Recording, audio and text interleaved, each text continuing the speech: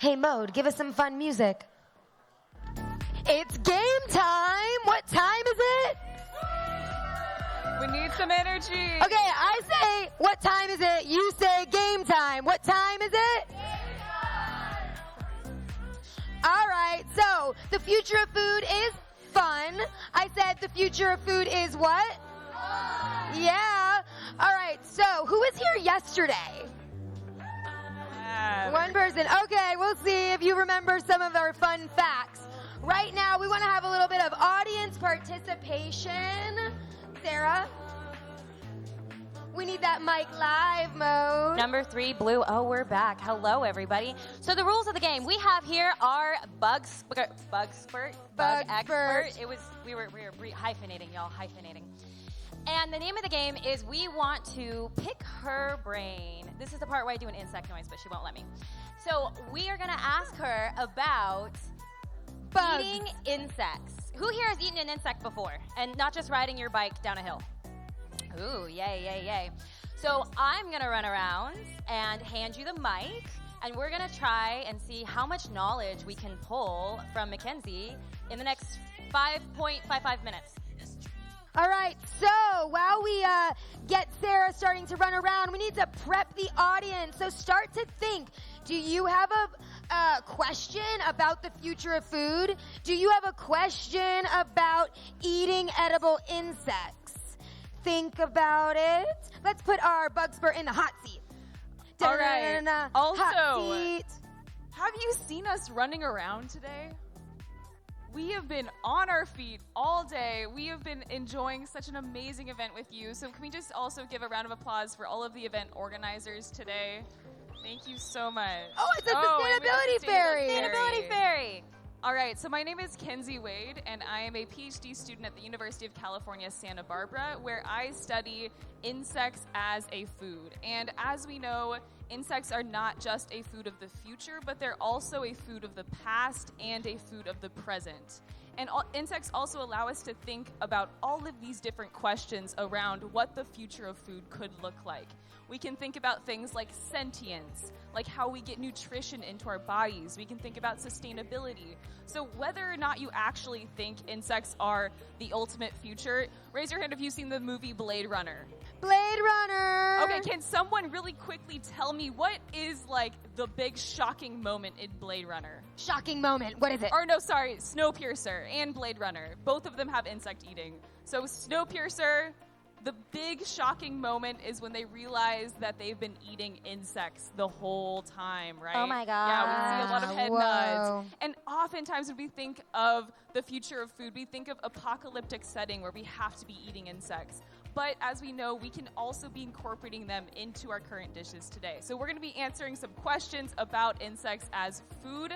Who has some questions for us? I see a question right here, but this is our sustainability fairy, and I think she should come on stage.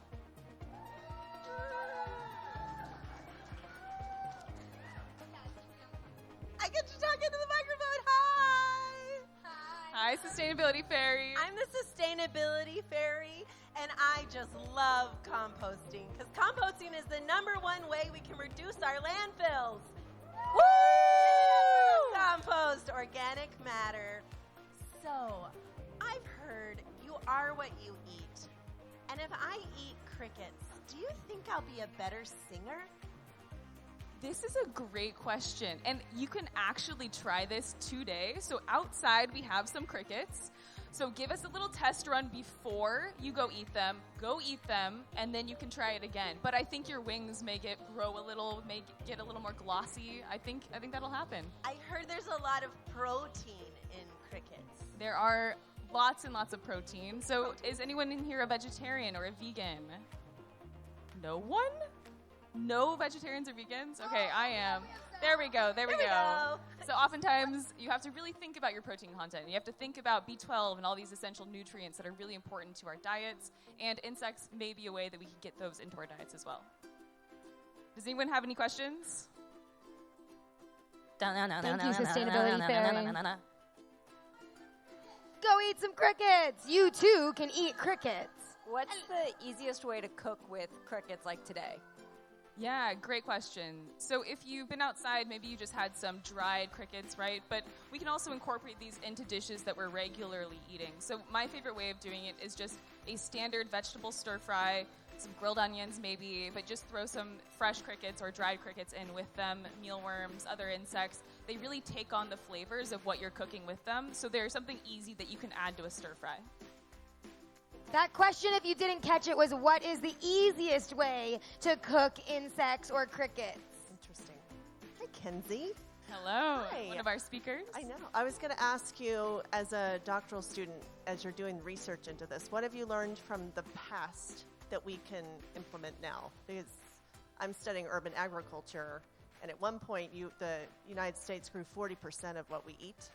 We grew it ourselves. So I'm just curious what you're seeing from the past that we should pay attention to as we're looking into the future with this. Great question. So the question is, what have you learned from the past about eating insects that we can then incorporate into the future? And something that I've learned from the past, there's a fantastic book by Julie Lesnick, and she is a paleoarchaeologist. And she has found that in the records of insect eating, who is actually doing the gathering of insects? It's women.